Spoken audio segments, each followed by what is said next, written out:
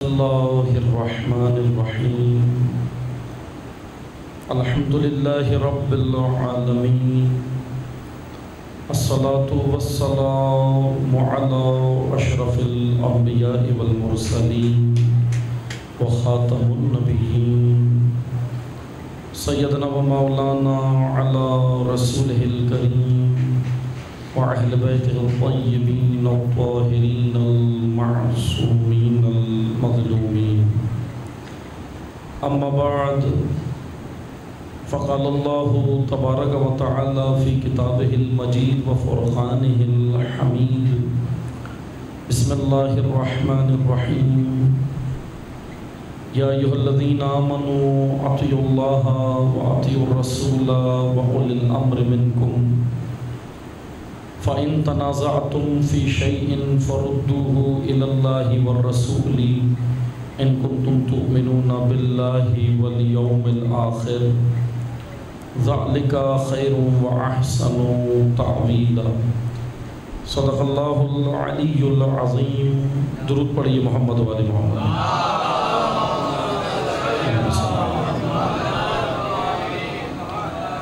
تمام حاضرین اپنی حفظ و سلامتی کے لیے، مملکت پاکستان کے استحکام کے لیے، مقامات مقدسہ کی حفاظت کے لیے، علماء حق کی حفاظت کے لیے، حاضرین کی شرعی حاجات کی بجاوری کے لیے، بیماروں کی شفا کے لیے، بے گناہ اسیروں کی رہائی کے لیے، تمام حاضرین کی جو بھی شرعی حاجات ہیں بارگاہ الہی میں قبولیت کے لیے، ظالمین کی نابودی کے لیے، مظلومین کی شجاعت، استقامت اور کامیابی کے لیے، بانیان مجلس و شرکائے مجلس کی توفیقات خیر میں اضافے کے لیے، امام عصر کے ظہور میں تعجیل کے لیے ایک بار بلندتر محمدی صلوات پڑھیں۔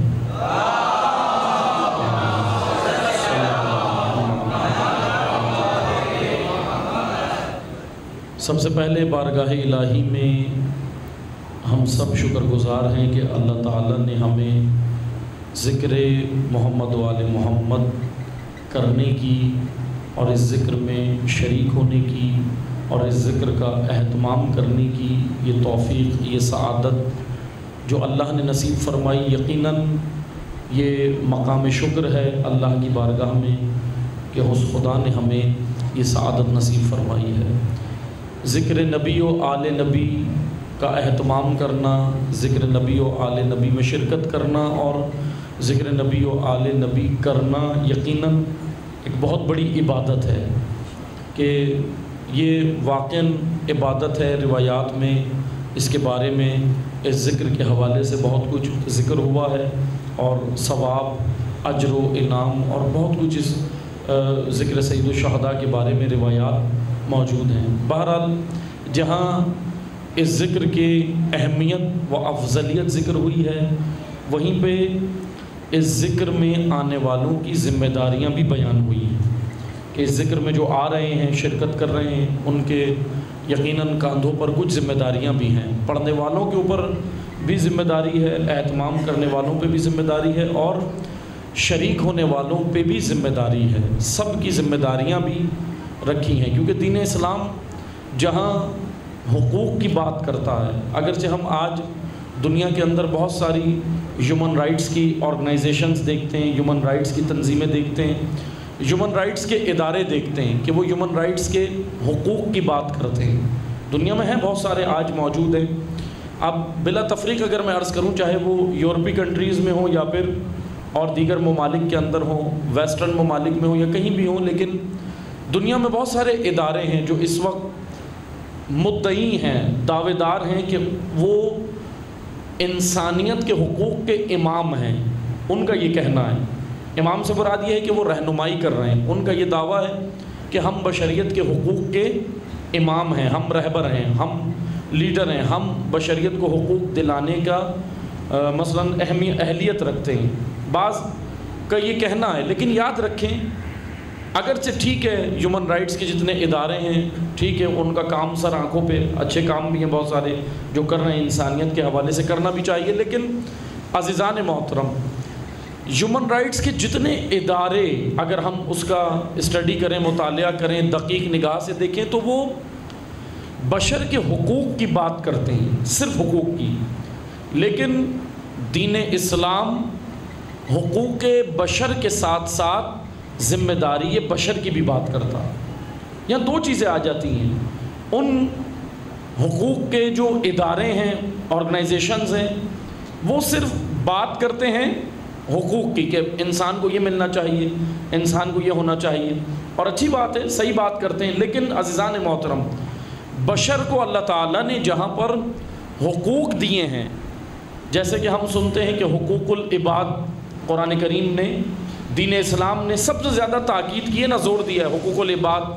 حقوق العباد کیا چیز ہیں؟ یہ میں بچوں اور جوانوں کے لیے بیان کر رہا ہوں، بزرگان جانتے ہیں ہم سے بہتر۔ تھوڑی سی ڈیفینیشن، حقوق العباد ایک دوسرے کے اوپر ہمارے حقوق ہیں، مومن کا مومن پہ حق، مسلمان کا مسلمان پہ حق، اور انسان کا انسان پہ حق۔ اس طرح حقوق العباد کی کیٹیگریز ہیں، حقوق العباد کی مختلف درجات ہیں، لیکن یاد رکھیں عزیزان محترم، حقوق العباد کے ساتھ ساتھ اللہ نے عباد کے کاندھوں پر ذمہ داریاں بھی بتائی ہیں کہ ہمارے اوپر ذمہ داریاں بھی ہیں۔ مثلا کیا ذمہ داری ہے؟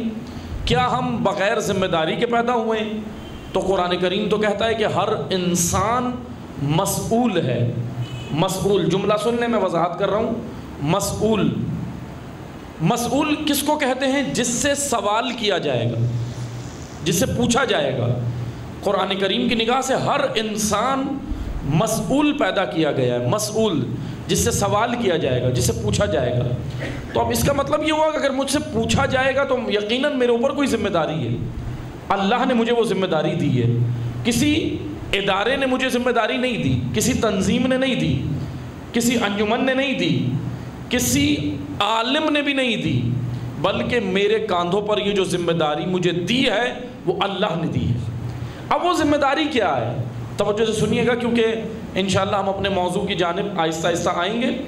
موضوع ہمارا میں بیان کرتا چلوں، کیونکہ ایام شہادت امام چہارم کے ہیں، امام زین العابدین علیہ الصلوۃ والسلام کے ہیں، اللہم صلی علی محمد وعلی محمد، امام سجاد علیہ السلام کے یہ ایام ہیں، اور میں کوشش کروں گا کہ امام کی زندگی آپ کے سامنے انشاءاللہ پیش کر سکوں، کیونکہ سیرت امام، اور انشاءاللہ ہمارا جو موضوع ہے وہ عنوان یہ ہے کہ امام سجاد محافظ تحریک حسینی۔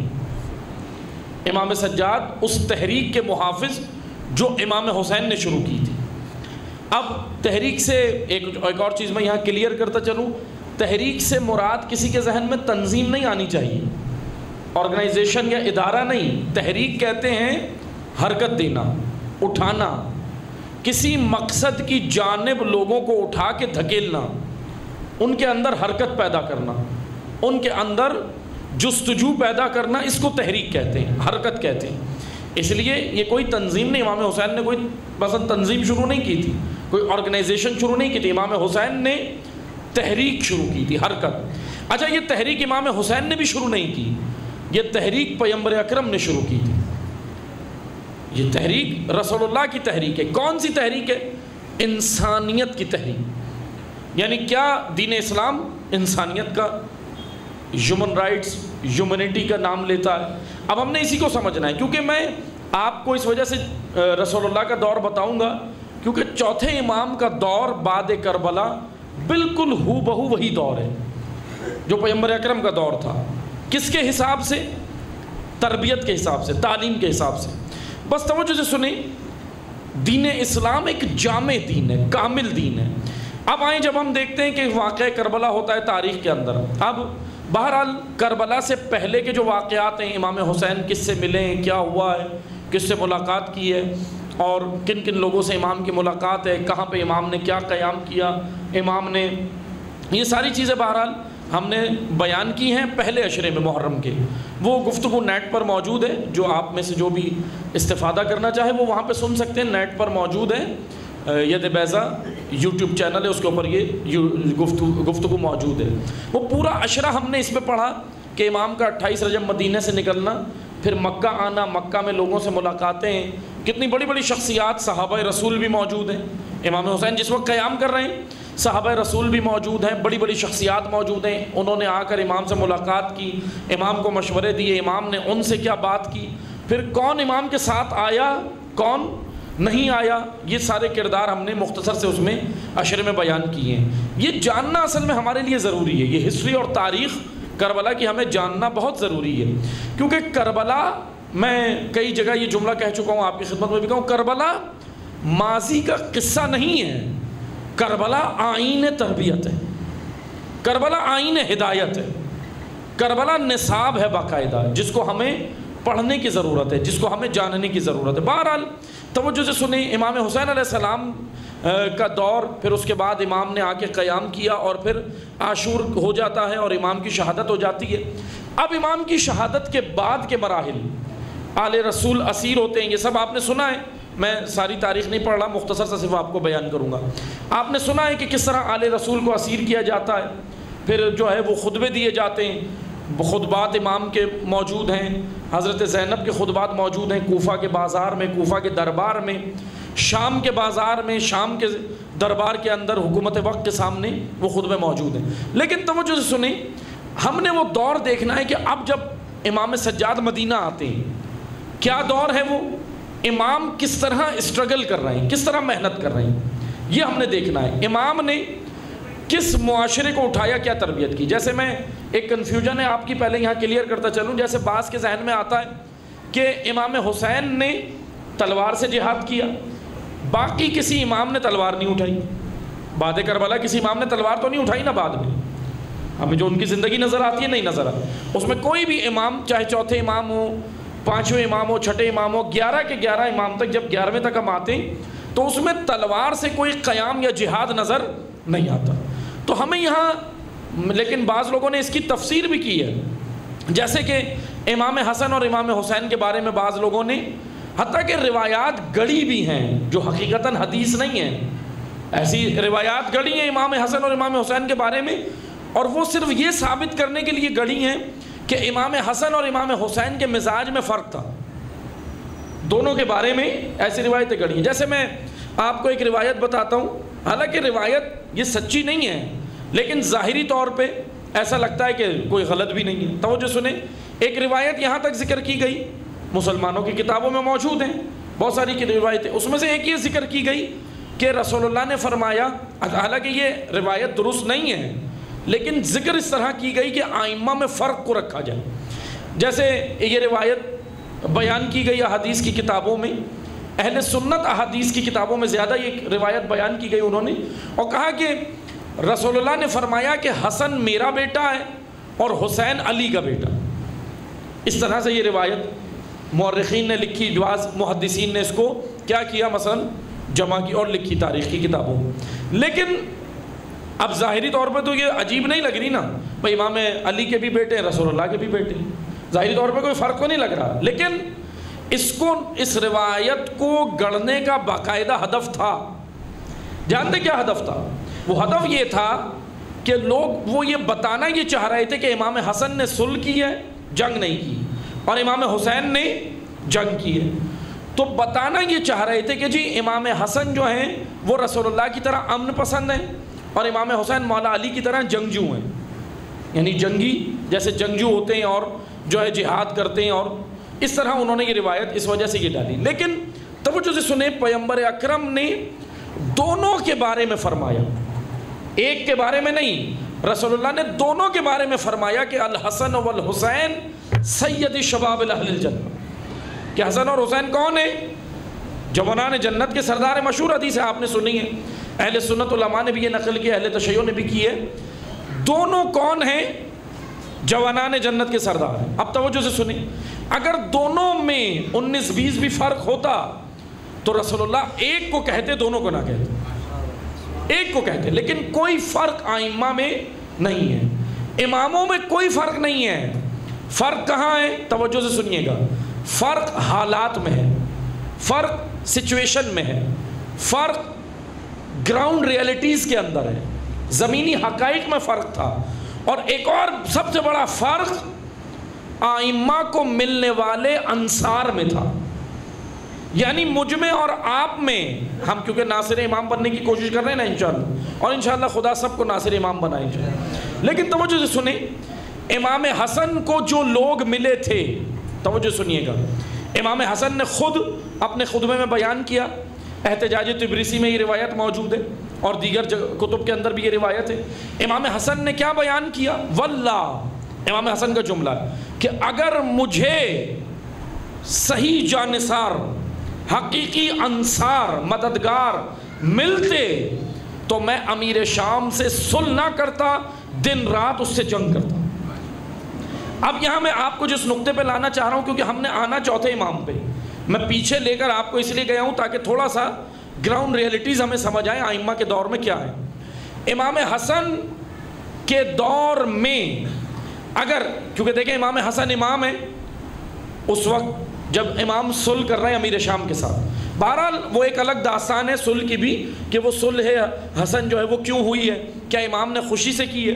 بہرحال وہ خوشی سے نہیں کی، امام نے بتایا کہ حالات ایسے ہو گئے کہ مجھے جانثار اور انصار نظر نہیں آ رہے، فداکار نظر نہیں آ رہے۔ بہرحال وہ ایک الگ موضوع امام حسن کا، وہ ہم کسی اور موقع پر انشاءاللہ بھی جب سفر کا مہینہ ہوگا اس میں پڑھیں گے کہ امام نے کیوں، یہ کون کون سے گروہ امام حسن کو ملے تھے۔ تاریخ میں 5 گروہ ذکر کیے گئے، وہ امام حسن کو ملے تھے۔ ان میں سے جو ایک گروہ تھا وہ امام کا جانثار تھا، لیکن تعداد میں بہت کم تھے، تھوڑے تھے، بالکل یہ سمجھیں کہ اقلیت تھی، بالکل تھوڑے تھے تعداد میں اس وقت جو امام حسن کو۔ لیکن ایک چیز یاد رکھیں، اگر امام حسن کا دور جو 40 ہجری کے بعد ہے اور امام حسین کا دور 50 ہجری کے بعد امامت کا، اگر 40 ہجری کے بعد والے دور میں اگر امام حسین امام ہوتے تو امام حسین بھی صلح کرتے، جنگ نہ کرتے، اور اگر 60 ہجری میں امام حسین کی جگہ امام حسن ہوتے تو امام حسن 60 ہجری میں صلح نہ کرتے بلکہ کربلا بپا کرتے۔ کیوں؟ کیونکہ آئمہ میں کوئی فرق نہیں ہے، اماموں میں کوئی فرق نہیں ہے۔ فرق کہاں ہے؟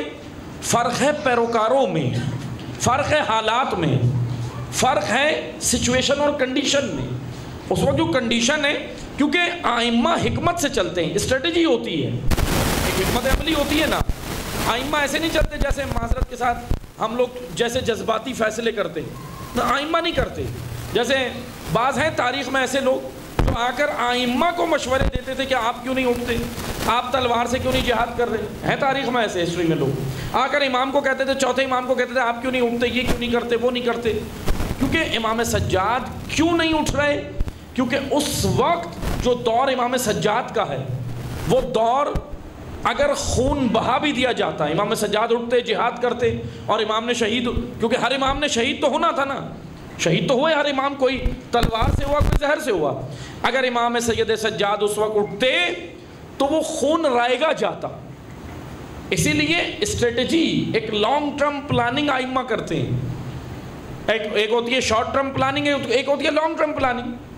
میں آپ کو ایک مثال دیتا ہوں نا، مثلا بہت سارے کام ایسے ہوتے ہیں جو جوانان، اب دیکھیں جوان اور بوڑھے میں فرق کیا ہوتا ہے، وہ یہی ہوتا ہے، بعض اوقات جوانان ایسی بات کرتے ہیں بزرگوں سے، وہ کیا بات کرتے ہیں، کہتے ہیں کہ جی آپ کو یہ کرنا چاہیے تھا، کہتے ہیں نا مشورہ دے، ٹھیک ہے مشورہ اچھا ہے، اور اگر وہ جوانی کے عالم میں اس طرح کہہ رہا ہے تو یقیناً اس کے جذبات و احساسات زیادہ ہیں، ہوتے ہیں جوانی میں۔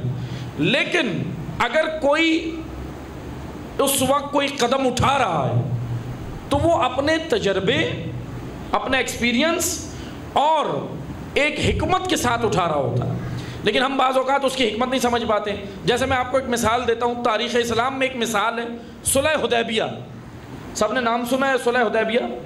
پیغمبر اکرم صلی اللہ علیہ وآلہ وسلم نے اللہم صلی اللہ علیہ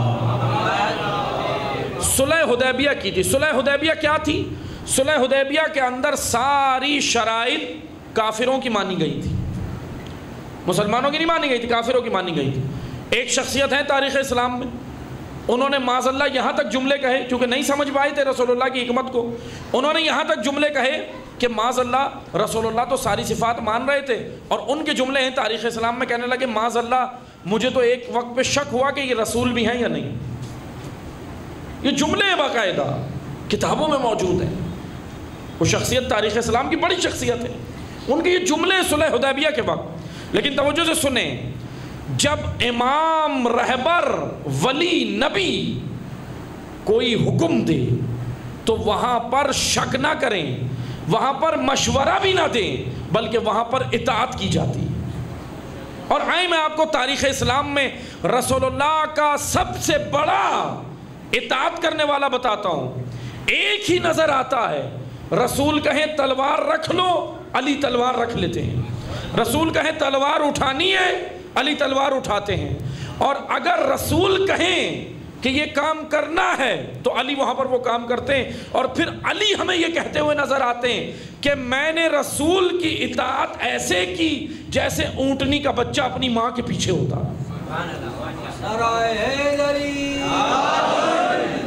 اطاعت. آیت کیا پڑھی میں نے؟ یا ایھا الذین آمنوا اطیعوا اللہ واطیعوا الرسول. نبی یا امام کے سامنے مشورے نہ دو جب تک وہ طلب نہ کریں. ہاں رسول اللہ مشورہ لیتے بھی تھے, ہمیں یہ بھی ملتا ہے تاریخ میں. پیغمبر اکرم بہت سارے کاموں میں صحابہ سے مشورہ لیتے تھے, اہل بیت سے مشورہ لیتے تھے. لیکن مشورہ جب تک رہبر دین, امام دین, ولی خدا, نبی خدا جب تک مشورہ مانگے نہیں تو ہمیں بڑھ کے دینا نہیں چاہیے. کربلا کے موقع پر یہی ہو رہا تھا. نواسہ رسول امام وقت ہیں, مکہ میں کھڑے ہیں, بڑی بڑی شخصیات آ کے مشورہ دے رہی ہیں. کوئی کہہ رہے تھے یمن کی پہاڑیوں میں چلے جائیں, کوئی کہہ رہے تھے مولا اب بھی خاموش ہو جائیں, چھوڑیں یزید کو. مشورہ دے رہے تھے.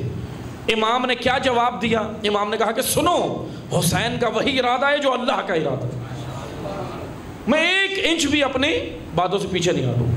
امام کا دو ٹوک موقف تھا. اسی لیے آئیں صلح حدیبیہ ہو یا اور مواقع ہوں, ہمیں نظر آتے ہیں مطیع رسول, اطاعت کرنے والے. ائمہ نے اطاعت مطیع مانگے ہیں, مطیع.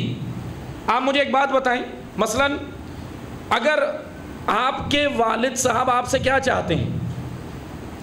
اب بیٹا تو ہر طرح, مثلا اولاد تو گھر میں ہے, مثلا باپ کیا چاہتا ہے کہ یہ فرما بردار ہو اور یہ مطیع ہو. ہر باپ کی خواہش ہے نا اولاد فرما بردار اور مطیع ہو. لیکن بیٹا فرما بردار نہ بنے, باقی سب کچھ بن جائے.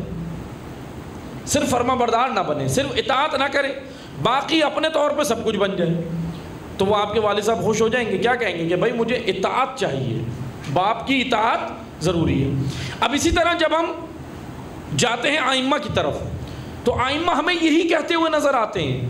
امیر المومنین نہج البلاغہ میں ہمیں یہی کہتے ہوئے نظر آتے ہیں کہ اے کمیل, مجھ سے محبت کرنے والے بے تحاشا ہیں, میری اطاعت کرنے والے بہت کم ہیں. یعنی مولا علی کیا کہہ رہے ہیں؟ مجھے مطیع چاہیے, اطاعت کرنے والے چاہیے آج بھی. بس توجہ سے سنیں, ہوا کیا صلح حدیبیہ ہو یا اور مواقع ہو, مطیع. اب رسول اللہ کی یہ تھی لانگ ٹرم پلاننگ جو صلح حدیبیہ تھی. اس سے جانتے ہیں کیا ہوا؟ اسلام کو فائدہ ہوا, اور سب سے بڑا فائدہ یہ ہوا کہ صلح حدیبیہ کے بعد فتح مکہ ہوئی. قرآن کریم نے اس کا اعلان کیا فتح مکہ کا. فتح مکہ کے لیے زمینہ سازی صلح حدیبیہ تھی. صلح حدیبیہ فتح مکہ کے لیے زمینہ سازی تھی, لیکن نہیں سمجھے. بعض کہنے لگے کہ معاذ اللہ ہمیں شک تھا, رسالت پہ شک کیا بعض نے. لیکن افسوس کے ساتھ رسالت پہ شک کرنے کے بعد بھی مسلمان رہے, اور جس نے رسالت کی حفاظت کی اسے کافر کہہ دیا. کتنا افسوس کا مقام ہے. رسول اللہ کی رسالت پہ شک کرنے کے بعد بھی امت اسلامیہ کہتی ہے مسلمان. اور وہ جو محافظ رسالت, وہ جس نے شیب ابی طالب میں رسول کے بستر پہ اپنے بچے رات کو سلاتے تھے. کیا تھی اسٹریٹجی, کیا تھی حکمت عملی؟ توجہ سنیے گا, میں بات آ گئی ہے تو بتاتا چلتا ہوں. حضرت ابو طالب کیا کرتے تھے؟ رات کو روزانہ, شیب ابی طالب کیا جگہ تھی؟ میں یہ بچوں کے لیے تھوڑی وضاحت کر دیتا ہوں, کیونکہ معذرت کے ساتھ ہمارے پاس بکس ریڈنگ کا وقت تو ہے نہیں, اسٹڈی کا وقت بھی نہیں ہے, اور دیگر چیزوں کا بھی نہیں ہے. تو اس وجہ سے یہ مجالس ہی ہیں جن کے ذریعے سے ہمیں پیغام پہنچنا چاہیے, اور معلومات بھی, انفارمیشن کی جگہ یہی ہے, ممبر ہے, تو اس لیے ہمیں معلومات ہونی چاہیے. میں بچوں کے لیے بتاتا چلوں. شیب ابی طالب دو پہاڑوں کے درمیان میں ایک جگہ تھی مکہ کے اندر, اس کو شیب کہا جاتا ہے, شین عین با شیب, اس کو شیب کہا جاتا تھا عربی میں اور عربوں کی اصطلاح میں. شیب ابی طالب میں پیغمبر اکرم اور حضرت ابو طالب اور ان کے خاندان کو کفار مکہ نے کہاں اس میں رکھا تھا اور کرفیو میں رکھا تھا. چاروں طرف سے پابندیاں تھیں، کوئی ان کو راشن کھانے پینے کی چیزیں پہنچا نہیں سکتا تھا، چاروں طرف سے پابندی تھی. اور یہاں پر رسول اللہ نے 2 سال تقریباً گزارے.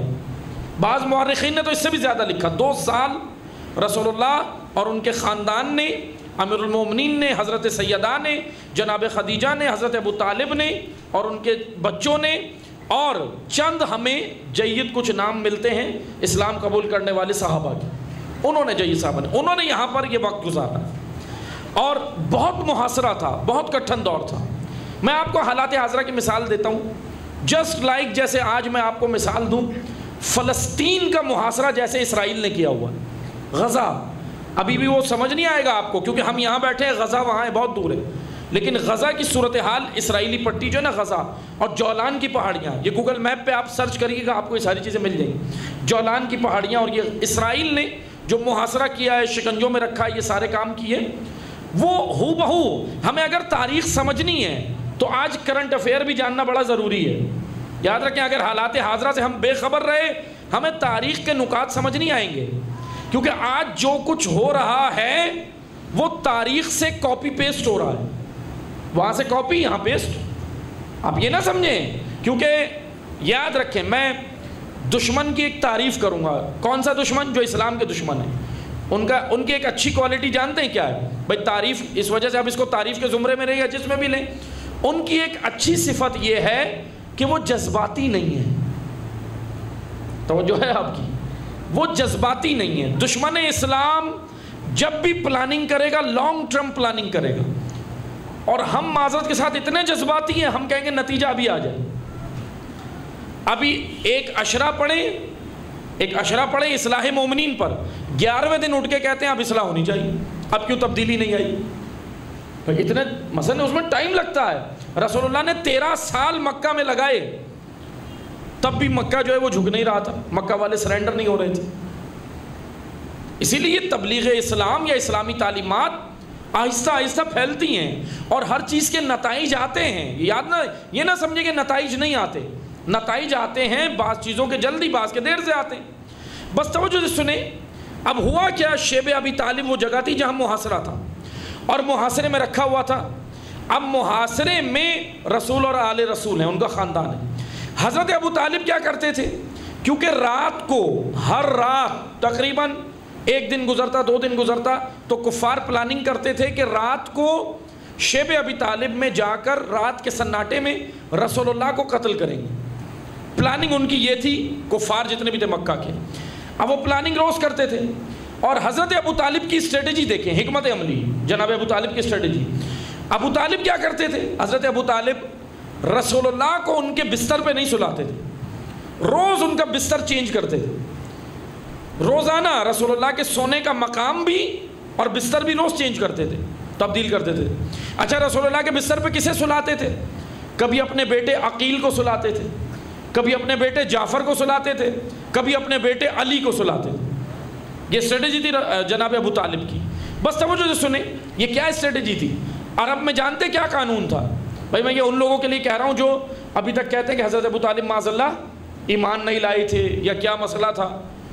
اب توجہ سے سنیں، حضرت ابو طالب نے یہ اسٹریٹجی کیوں اپنائی، یہ حکمت عملی کیوں اپنائی تھی؟ عرب میں جانتے کیا قانون تھا؟ اب میں تھوڑا سا آپ کو عربوں کا قانون بتاؤں گا، پھر حضرت ابو طالب کی فضیلت آپ کو نظر آئے گی. عربوں کا قانون یہ تھا کہ ان کے خاندانوں میں اگر جنگ ہوتی تھی، 2 قبیلوں میں، پہلے تو میں آپ کو بتا دوں سب سے بڑا ایک قبیلہ ہوتا تھا، اس قبیلے کو کہتے تھے، اس قبیلے کا نام ہوتا تھا ربیعہ. اصطلاح میں عرب کہتے تھے، یہ جوانان اور بچے غور سے سنیں، یہ چیزیں آپ کو پتہ ہونی چاہیے، ہسٹری اسلام کی معلوم ہونی چاہیے. ربیعہ یہ سب سے بڑا قبیلہ ہوتا تھا. ربیعہ ٹوٹتا تھا 2 حصوں میں. جیسے میں ابھی آج کی مثال دینی پڑے گی تاکہ مطلب آسان ہو جائے. جیسے آپ نے دیکھا ہے نا، ایک پارٹی ہوتی ہے، ایک تنظیم ہوتی ہے، وہ ٹوٹ کر 2 حصوں میں بٹتی ہے. پارٹی 2 حصوں میں بٹتی ہے، پھر اسی پارٹی کو پھر ان 2 میں اور 2 حصے ہو جاتے ہیں. ہوتی ہے نا، آپ نے دیکھی ہے نا سیاسی پارٹیاں دیکھی نا پاکستان میں، کس طرح وہ ٹوٹ ٹوٹ کے ان کے حصے بنتے. عرب میں اسی طرح ہوتا تھا. یہ پیغمبر اکرم کے آنے سے پہلے کا میں بتا رہا ہوں۔ عرب میں اسی طرح تھا، پہلا جو سب سے بڑا قبیلہ ہوتا تھا اس کو کہتے تھے ربیعہ۔ ربیعہ ٹوٹتے تھے دو شاخوں میں اور وہ بن جاتے تھے مضر، ان کو پھر مضر کہتے تھے، یعنی ربیعہ کی دو شاخیں، ایک لیفٹ ایک رائٹ، یہ بن گئے مضر۔ اور پھر مضر کے اندر بھی دو دو ٹکڑے ہوتے تھے، پھر اب مضر ادھر بھی دو ٹوٹے اور ادھر بھی دو۔ اب کیلکولیٹ آپ کرتے جائیں کتنے بنتے جا رہے ہیں، ابھی میں ساری میتھس نہیں پڑھانی آپ کو، لیکن کیلکولیٹ کرتے جائیں۔ ادھر دو ٹکڑے ہوتے تھے ادھر دو ٹکڑے، جب مضر کے اندر دو ٹکڑے، اب یہ ربیعہ کے دو ٹکڑے مضر کے اندر دو دو ٹکڑے تو کتنے ہو گئے؟ چار ہو گئے۔ مضر ٹوٹ کے بنتے تھے امارہ، پھر امارہ کے اندر ٹکڑے، امارہ ٹوٹ کے بنتے تھے فسیلہ، پھر فسیلہ میں ٹکڑے، فسیلہ ٹوٹ کے بنتے تھے عشیرہ، اور پھر عشیرہ کی جو آخری شاخیں ہوتی تھیں وہ بنتے تھے بنی، بنو یا بنی۔ آپ نے سنا نا بنی ہاشم، بنو امیہ، بنو عباس، یہ بنی جو ہے نا وہ چھوٹی سی برانچ تھی قبیلے کی، وہ چھوٹی سی شاخ تھی، ورنہ یہ ٹوٹ ٹوٹ کے نیچے بنی بنتے تھے۔ اب ان کے اندر توجہ سے سنیں، میں آپ کو یہ سارا اس لیے بتا رہا ہوں کہ حضرت ابو طالب کی یہ اسٹریٹجی ہمیں سمجھ آئے کہ اسلام کیا خوبصورت دین ہے اور حضرت ابو طالب کا مقام۔ اب ہوتا کیا تھا، توجہ سے سنیے گا، جب دو ربیعہ کے دو ٹکڑے ہوتے تھے، مضر دو ہوتے تھے، اب ان دو مضر میں جب جنگ ہوتی تھی، کسی بھی بات پہ جنگ ہوتی تھی، چھوٹی چھوٹی باتوں پہ، بعض اوقات تو جانتے ہیں اتنا جاہلیت کا دور تھا، رسول اللہ کے آنے سے پہلے اتنا جاہلیت کا دور تھا کہ ایک ٹڈی، مکھی کی طرح ہوتی تھی ٹڈی، وہ اڑ کر ایک قبیلے کے کیمپ سے، خیمے سے دوسرے قبیلے کے کیمپ میں چلی گئی۔ اس نے جا کر ادھر بولا کہ یہ ٹڈی واپس کرو، اس نے بولا بھائی یہ آزاد پرندہ ہے، آ گیا تو کیا ہے؟ اس نے بولا کہ نہیں یہ میری پناہ میں، اس نے بولا کہ واپس کرو یہ میرا شکار ہے۔ اس قبیلے والے نے جس کے پاس یہ گئی تھی، اس نے کہا اب یہ میری پناہ میں آ گئی، اب اسے تم کچھ نہیں کر سکتے، اب میں اس کی حفاظت کروں گا۔ اس بات پہ ان دو بندوں میں جھگڑا ہوا اور پھر یہ جھگڑا دو قبیلوں میں پھیلا اور 700 افراد قتل ہوئے، ایک ٹڈی کے اوپر 700 افراد قتل ہوئے۔ بہرحال ایسے واقعات آج بھی ملتے ہیں، یہ تو ہم جاہلیت کے دور کی بات کر رہے ہیں، اسلام آنے کے بعد بھی ایسے واقعات ملتے ہیں، کوئی بات نہیں ہوتی، معمولی سی بات پہ ایسے جھگڑے ہو جاتے ہیں لوگوں کے آپس میں، جیسے بہت بڑے، جیسے کوئی بہت بڑی کوئی بات ہو گئی۔ بہرحال دو مضر میں جب جھگڑا ہوتا تھا تو اسٹریٹجی ان کی یہ تھی، قانون عربوں کا یہ تھا کہ تم نے اپنے کا ساتھ دینا ہے، چاہے وہ حق پر ہو یا باطل پر ہو، یہ ان کا عربوں کا قانون تھا کہ دیکھو اپنے کا ساتھ دینا ہے، اپنا خاندان، اپنی پارٹی، اپنا گروہ، اپنا گھر، اپنے کا ساتھ دینا۔ اچھا اب ایک ہی قبیلے کا، یعنی دو قبیلوں میں جنگ ہو، دو قبیلوں میں تضاد ہو تو اپنے قبیلے کا ساتھ دو، ٹھیک ہے یہ بات سمجھ آئی۔ پھر اگر قبیلے کے اندر دو خاندانوں کا جھگڑا ہو ایک ہی قبیلے میں تو تم نے اپنے خاندان کا ساتھ دینا ہے، اور اگر ایک ہی خاندان کے اندر اپنے بیٹے کا اور بھائی کے بیٹے کا کسی بات پہ تضاد ہو تو تم نے اپنے بیٹے کو ترجیح دینی ہے بھائی کے بیٹے پہ۔ بھائی کا بیٹا کیا کہلاتا ہے؟ بھتیجا، بھتیجے پر اپنے بیٹے کو ترجیح دینی ہے، یہ قانون تھا عربوں کا، اس قانون کے تحت سب چل رہے تھے۔ ب آئیں اس قانون کو ابو طالب نے اپنے پاؤں سے روند دی۔ کیسے روندا؟ آئیں دیکھیں، حضرت ابو طالب نے جب بیٹوں کو بچانا ہے بھتیجا دے کر، ابو طالب نے بھتیجا بچایا بیٹے سلا کر۔ آپ یہ دیکھیں نا اسٹریٹجی دیکھیں، لیکن حضرت ابو طالب نے اور بڑا پیغام دیا۔ حضرت ابو طالب سے جب پوچھا بیٹے لٹا کر بھتیجا بچا رہے ہو، ابو طالب نے کہا کہ نہ، بیٹے لٹا کر بھتیجا نہیں بچا رہا، بیٹے لٹا کر اللہ کا دین بچا رہا ہوں، کیونکہ پیغمبر اکرم اللہ کا دین ہے۔ اگر حضور قتل ہو گئے اسلام کی تبلیغ نہیں ہوگی، اسلام رہ جائے گا۔ اب آپ مجھے بتائیں، رسالت پر صلح حدیبیہ میں جو شک کرے وہ مسلمان، اور ابو طالب عربوں کا قانون پاؤں تلے روند دیں، بچے قربان کر دیں، اور معاذ اللہ آج بھی تم کافر کہتے۔ کتنا افسوس کا مقام ہے اس سوچ پر کہ حضرت ابو طالب کا مقام پہچانے۔ حضرت ابو طالب، بہرحال توجہ سنیں، ابھی ہمارا موضوع یہ نہیں تھا لیکن بات آ گئی تھی تو میں نے کہا یہ میسیج دیتے چلے۔ اب یہ عربوں کا قانون ہے، شیب ابی طالب میں حضرت ابو طالب اس طرح اپنے بیٹوں کو سلاتے تھے۔ عرب کا جاہلیت کا دور آئیں بعد کربلا مجھے آپ کو لانا یہاں پہ تھا. ابھی میں نے امام حسن کا دور نہیں پڑھنا, امام حسین کا دور نہیں پڑھنا, وہ ہم پڑھ چکے ہیں. امیر المومنین کا دور نہیں پڑھنا. ہاں ہمیں جہاں ان 2-3 روز میں جو مجالس ہے اس میں جو ضرورت پڑے گی ہم پیچھے سے نکات آپ کو بتائیں گے, لیکن توجہ سے سنیں. اب آئیں بعد کربلا. اب میں بعد کربلا آپ کو مکہ اور مدینہ کی حالت بتا رہا ہوں تاریخ سے, ہسٹری سے. تاریخ کہتی ہے ہوا کیا. امام سجاد کو جو دور مل رہا ہے معمولی دور نہیں, معمولی دور نہیں ہے. حکومتی شکنجے ہیں, حکومتی جاسوس ہیں, امام سجاد پہ نظریں ہیں, امام سجاد کی ایک ایک عمل پہ نظر ہے کہ ہم کرتے کیا ہیں, ملتے کس سے ہیں, ملاقاتیں کس سے کر رہے ہیں, اس پہ بھی نظر ہے. اب امام سجاد نے کیا حکمت عملی اپنائی. اب دور میں پہلے تو آپ دور سمجھ لیں, اخلاقی طور پہ اتنا پست ہو گیا تھا مکہ اور مدینہ اخلاقی طور پہ کہ آپ توجہ سے سنیں. جب شام کے اندر, شام میں کون تھی حکومت وقت, یزید اور اس کے اہلِ کار جتنے تھے وہ شام میں تھے. شام میں جب حکومت کو, حکومتی کارندوں کو, بادشاہ وقت کو جب رقص و موسیقی کا شوق ہوتا تھا, محفلوں کا, رقص کا, تو رقاصائیں مکہ اور مدینہ سے بلائی جاتی تھی. یہ کون سا ہے مکہ اور مدینہ؟ صدر اسلام. کتنی عظمت ہے مکہ اور مدینہ کی, صدر اسلام. امام سجاد کے دور میں صدر اسلام کی یہ حالت ہو گئی, وہاں سے رقاصائیں بلاتے ہیں. اب اس سے اندازہ کریں اخلاقی پستی اتنی تھی. اب اس دور میں اگر امام سجاد تلوار اٹھا کے جہاد کر لیتے, کیا معاشرہ تربیت پا لیتا؟ نہیں پا سکتا تھا. اس لیے امام سجاد کی حکمت عملی یہ تھی کہ تعلیم و تربیت. اور میں اگر حقیقتاً جملہ کہوں, ورنہ آپ تربیت کے اور تعلیم کے میدان میں اتر کے دیکھیں عملی طور پہ پھر پتہ چلے گا. میں ممبر سے یہاں جملہ کہہ دوں, اتنا آسان جملہ ہے لیکن سمجھ نہیں آئے گا جب تک ہم عملی طور پہ اترے نہ. عزیزان محترم, تلوار سے بڑا جہاد تربیت ہے. تلوار سے بڑا جہاد ہے. تلوار سے, اسلحے سے آپ کفار کا مقابلہ کر سکتے ہیں, اس میں تو مقابلہ کرنا ہے نا. ہاں اس کے لیے بھی جرت چاہیے, ہمت چاہیے, شجاعت چاہیے, قربانی چاہیے, ایثار چاہیے. وہ جہاد بھی آسان نہیں ہے, اس کے لیے بھی سب کچھ چاہیے, دلیری چاہیے, قربانی چاہیے, ایثار چاہیے. لیکن اس سے بڑا جہاد تربیت ہے. ورنہ تربیت کے میدان میں آ کر دیکھیں, لوگوں کی فکر تبدیل کرنا یہ بہت بڑا کام ہے, یہ بہت مشکل کام بھی ہے. اب امام سجاد کا جو دور ہے وہ تلوار سے جہاد اگر امام کر بھی لیں, اب معاذ اللہ کیا امام میں کوئی کمی تھی؟ امام تلوار نہیں چلا سکتے تھے؟ امام جانتے نہیں تھے؟ بس یاد رکھیں عزیزان محترم, میں جملہ کہہ دوں, یہ علی کا پوتا ہے, یہ بھی کرار ہے. امام سجاد, اب جیسے ہم ایک جملہ کہتے ہیں نا بیمار کربلا, وہ ہم جملہ کہتے ہیں نا, ٹھیک ہے بیمار کربلا آپ کہتے ہیں, لیکن بیمار کربلا پوری زندگی بیمار نہیں رہے امام.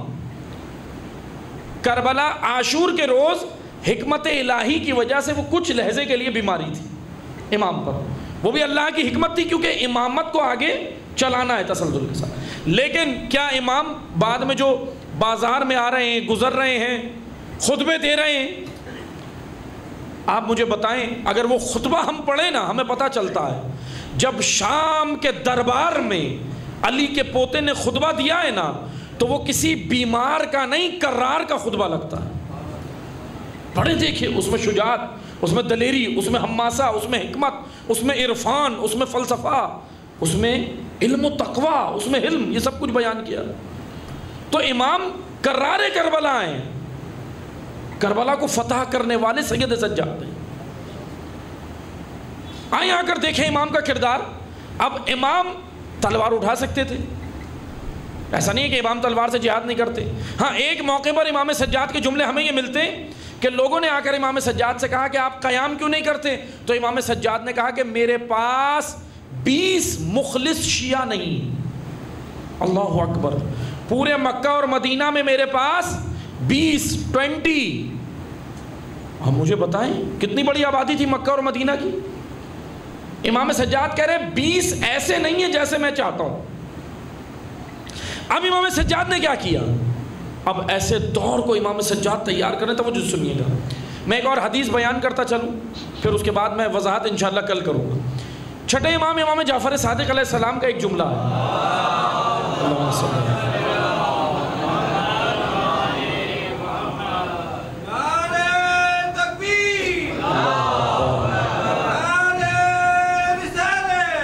صلی اللہ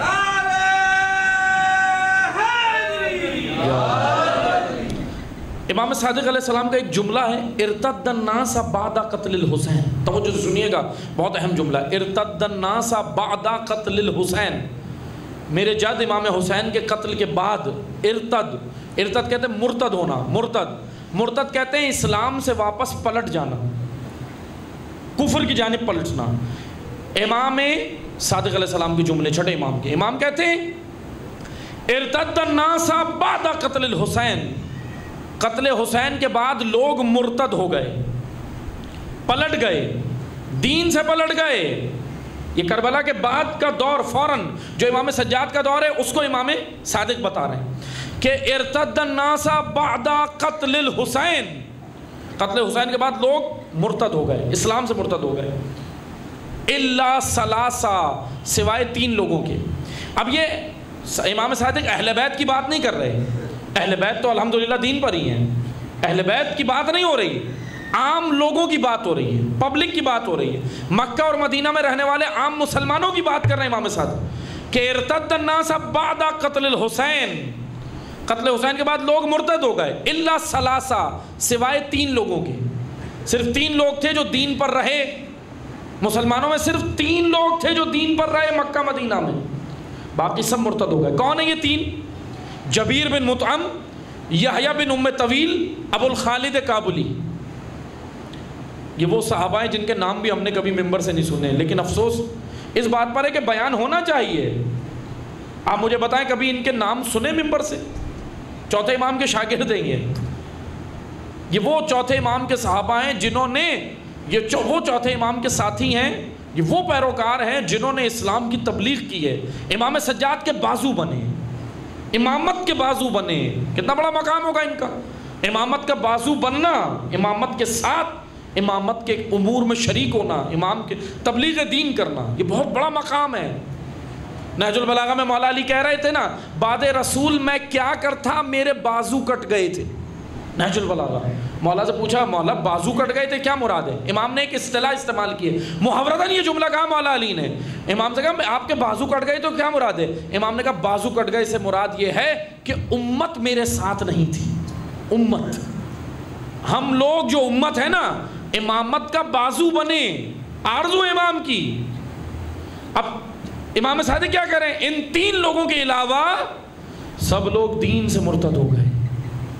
یحییٰ بن ام طویل، جبیر بن مطعم، ابو الخالد کابلی، صرف یہ 3 لوگ دین پر تھے، باقی سب مرتد ہو گئے.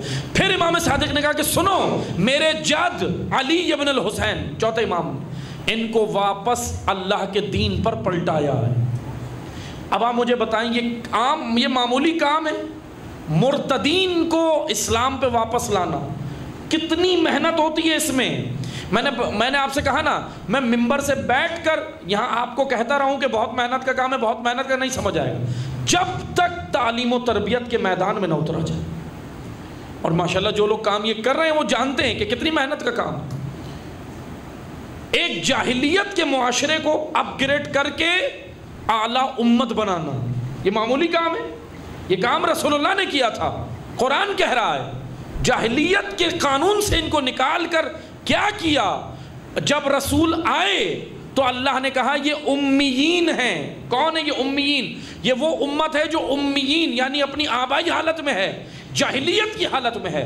اور رسول نے جب ان کو اپ گریڈ کیا تو قرآن کہنے لگا کنتم خیر امت اخرجت للناس، اب اللہ کے نزدیک سب سے بہترین امت تم. پیغمبر اکرم نے کتنا اہم کام کیا، یعنی بالکل جو اسکریپ تھا، خام مال.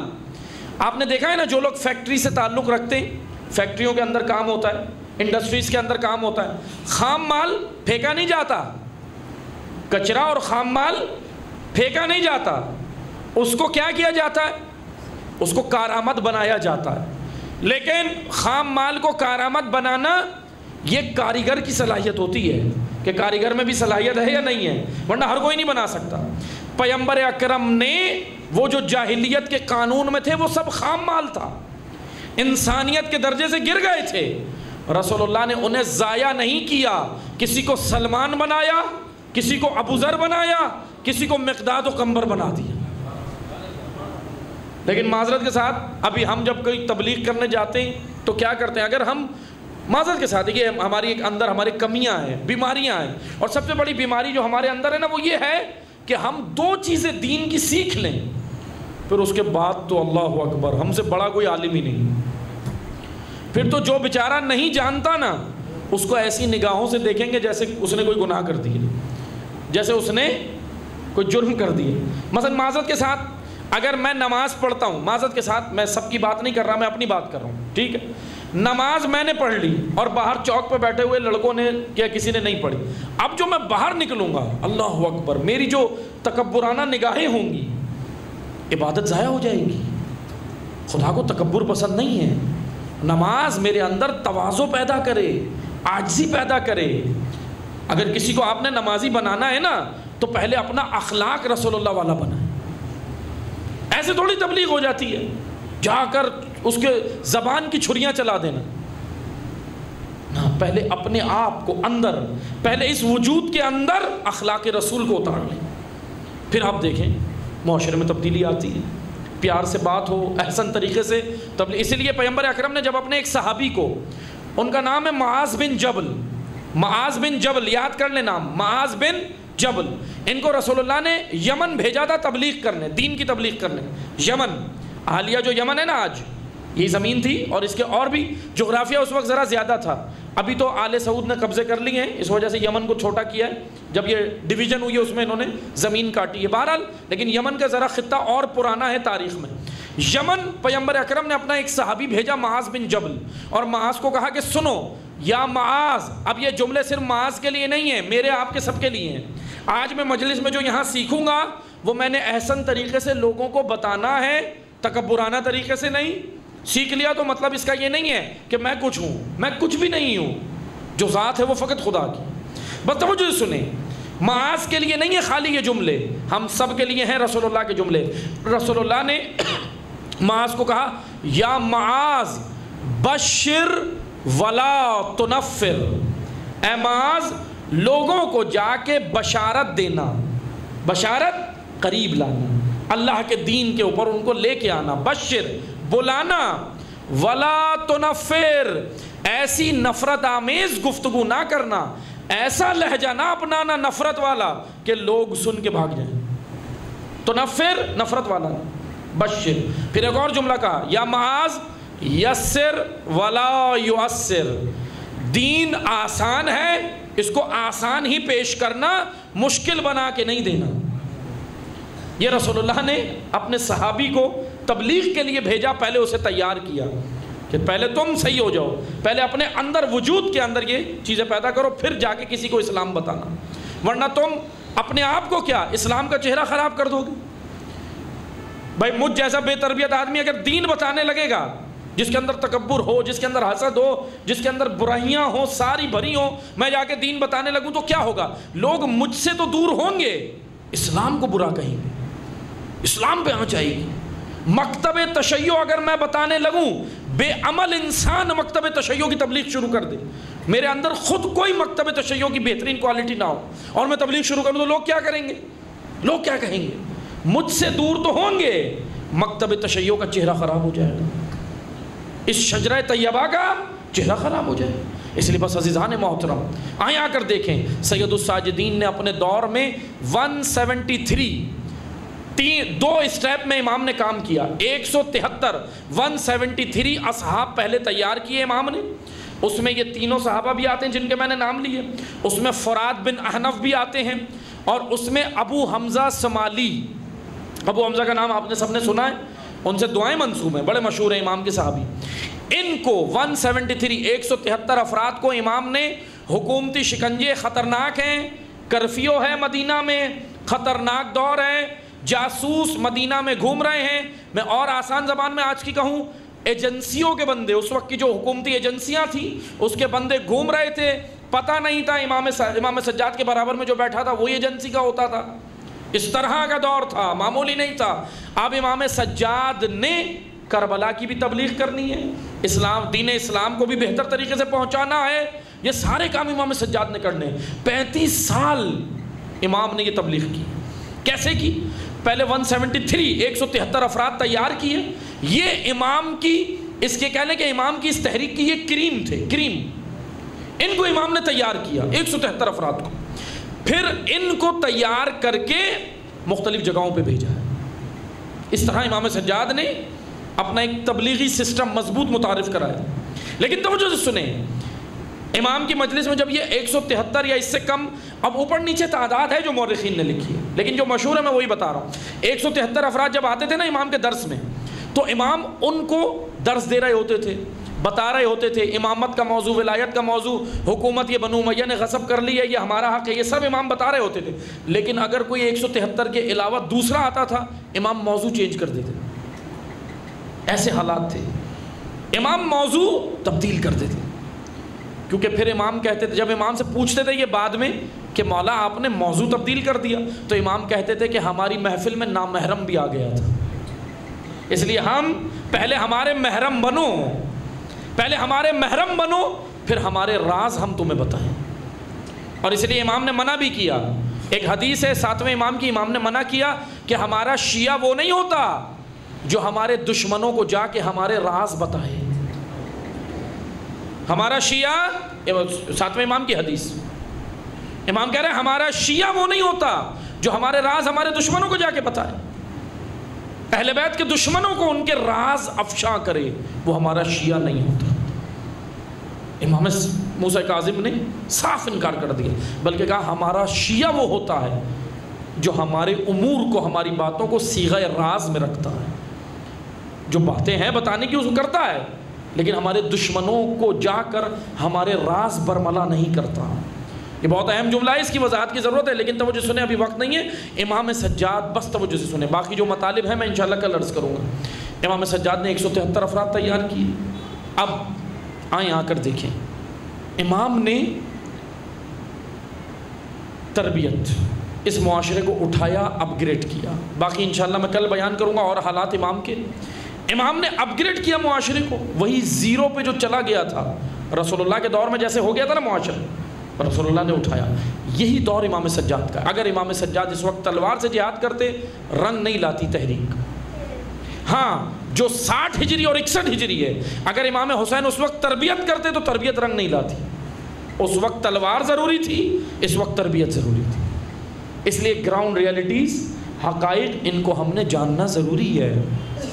ہم ہمیشہ تنقید کر دیتے ہیں، ارے یہ جو لیڈر ہے، یہ جو رہبر ہیں، یہ جو فلاں ہیں، یہ کیا کر رہے ہیں.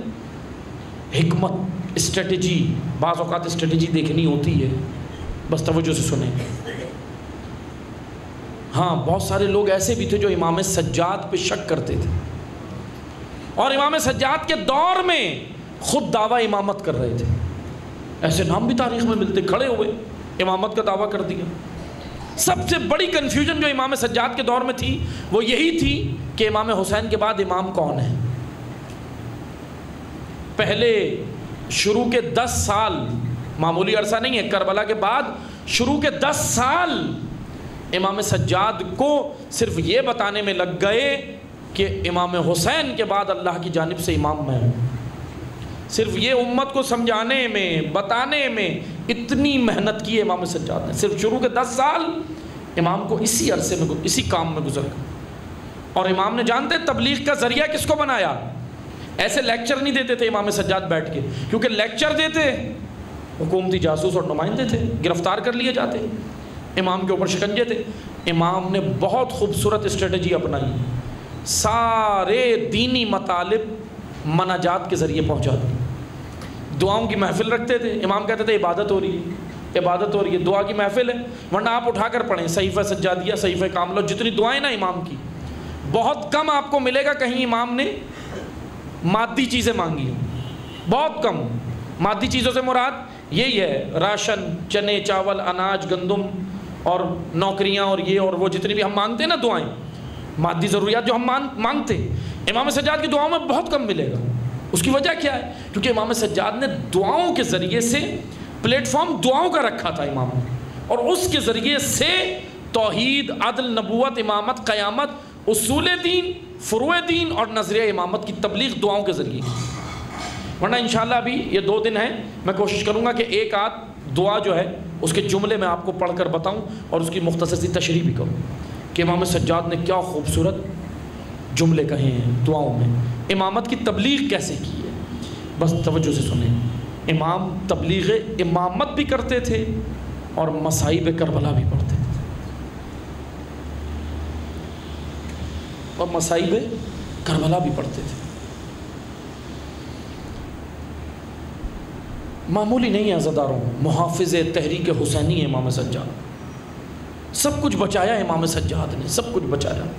آپ دیکھیں امام سجاد نے کیا بچایا؟ سید الشہداء کے مقصد کو بچایا، دین کو بچایا، بیویوں کو بچایا، حفاظت کی بیویوں کی۔ ہاں بس ایک جملے پہ امام سجاد کربلا آ کے روئے تھے، اپنے بابا کی قبر سے لپٹ کے روئے تھے کہ بابا آپ کی سکینہ نہیں بچا سکا، اجرکم اللہ، اجرکم اللہ۔ عزادارو، یہ جملے امام کے بڑے دردناک ہیں جو ہمیں مقاتل میں ملتے ہیں۔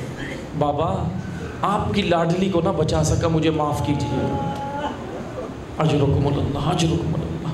لیکن امام سجاد نے عزادارو سب کچھ بچا لیا۔ اور اس تحریک حسینی کے محافظ کے ساتھ جانتے ہو اس تحریک میں امام سجاد کی معاون کون ہے، مددگار کون ہے؟ اس کا نام زینب بنت علی۔ آپ دیکھیں عصر عاشور امام سجاد کی امامت شروع ہو گئی، امام سجاد کی امامت شروع ہو گئی۔ امام کی جو معاون ہے وہ جناب زینب کبریٰ ہے، اتنی عظیم و دلیر خاتون کربلا کی۔ ہمارا سلام ہے علی کی بیٹی پر۔ آئیں آ کر دیکھیں عزادارو، بعض مقامات وہ ہیں جہاں علی کی بیٹی نے امام سجاد کو بچایا۔ اتنی عظیم ہے یہ خاتون، اتنا مقام ہے زینب کبریٰ کا۔ آئیں آ کر میں آپ کو ایک روایت پڑھ دیتا ہوں۔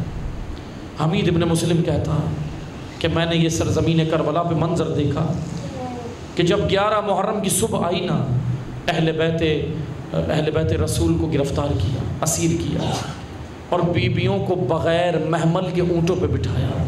اجرکم اللہ۔ عزادارو قیامت کے جملے ہیں، کلیجہ تھام کے سننا۔ بیویوں کو بغیر محمل کے اونٹوں پہ بٹھایا، اور جب بٹھا لیا بیویاں سوار ہو گئیں، علی کی بیٹی نے سب کو سوار کیا، آخر میں خود سوار ہوئی۔ تو اس عالم غربت میں حمید کہتا ہے بیویوں کی سواریوں کو جانتے ہو کہاں سے گزارا؟ شہیدوں کے لاشوں کے پاس سے گزارا، شہداء کے لاشوں کے پاس سے گزارا، ان کے پیاروں کے لاشوں کے پاس سے گزارا۔ حمید کہتا ہے کہ میں نے ایک منظر دیکھا کہ ہر بی بی نے جب اپنے پیارے کے لاشا دیکھا نا تو کوئی بی بی اپنے آپ کو اونٹ سے اتارتی نہیں تھی بلکہ گرا دیتی تھی۔ اجرکم اللہ۔ عزادارو اس طرح گریا کرنا جیسے زہرا حسین پر کرتی، جیسے بوڑھی ماں جوان بیٹے پر کرتی ہے، حق بنتا ہے، کیونکہ یہ ایام عزاں ہیں، پرسے کے ایام ہیں، دل کھول کے پرسہ کرنا۔ بس 2 جملے سن لینا۔ ادھر حمید کہتا ہے کہ ہر بی بی اپنے آپ کو شہید کے لاشے پہ گراتی تھی، کوئی علی اکبر کے لاشے پہ آتی تھی، کوئی عباس کے لاشے پر، کوئی قاسم کے ٹکڑوں پر، لیکن حمید کہتا ہے کہ ایک بی بی میں نے ایسی دیکھی جو اپنے بھائی کے لاشے پر آئی، یہ زینب بنت علی تھی۔ کہا منظر کیا دیکھا؟ کہا منظر اتنا دردناک تھا کہ مجھے ایسا لگتا تھا جیسے کربلا کی زمین ہل رہی ہو۔ کہا کیا منظر تھا؟ کہا منظر یہ تھا، علی کی بیٹی آئی، آ کر حسین کے بدن کے ٹکڑوں کو ہاتھوں میں لیا اور اٹھا کر کہا پروردگارا زینب کی قربانی قبول۔ اجرکم اللہ۔ عزادارو ایک یہ منظر تھا، اب دوسرا اور آخری منظر سننا۔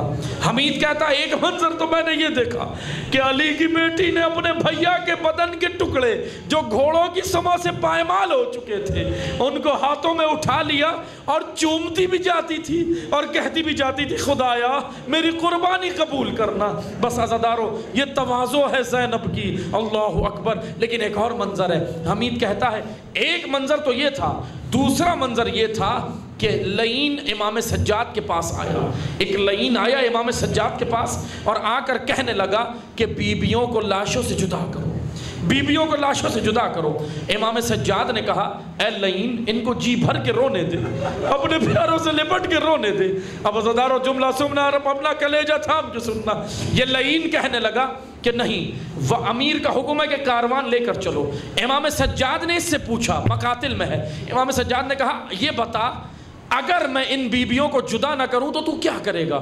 اس نے ہنٹر نکالا، تازیانہ نکالا اور امام کو دکھایا، کہا کہ اگر جدا نہیں کرو گے تو میں تازیانہ ماروں گا، اب سن سکو گے؟ امام سجاد نے کیا کیا؟ امام سجاد نے بیویوں کو جدا نہیں کیا، اپنی کمر کو اس کے آگے کر دیا اور کہا کہ سن، تو نے جتنے تازیانے مارنے ہیں مار لے، لیکن میں بیویوں کو جدا نہیں کر سکتا، ان کے پیاروں سے جدا نہیں کر سکتا۔ بس عزادارو آخری جملہ سننا، حمید کہتا ہے اس لعین نے سید الساجدین کی کمر پہ تازیانے مارنا شروع کیے، جیسے ہی تازیانے لگتے جاتے تھے کمر جھکتی جاتی تھی۔ علی کی بیٹی نے جب یہ منظر دیکھا کہ سید سجاد پر تازیانے برسائے جا رہے ہیں، علی کی بیٹی نے اپنے بھیا کو چھوڑا، آئیں زینب دوڑ کے آئیں، سید سجاد کو گلے لگایا، لعین کو دور کیا، کہا دور ہو جا۔ سید سجاد کو گلے لگا کے کہا بیٹا سجاد اس لعین سے میں دور کروں۔ امام سجاد نے جانتے ہو کیا کہا؟ لعین سے امام سجاد نے کہا پھوپھی اماں آخری جملے سننا، اب سننا، بی بی نے حضرت سجاد کو پکڑا ہوا ہے اور لعین دور ہو گیا۔ اب امام سجاد نے روتی آنکھوں سے کہا کہ پھوپھی اماں جا کے بابا سے لپٹ کے رو لیں، ابھی میری کمر میں طاقت ہے، میں اور تازیانے کھا سکتا ہوں، آپ نے جتنا رونا ہے رو لیں۔ اللہ لعنت اللہ علی القوم الظالمین۔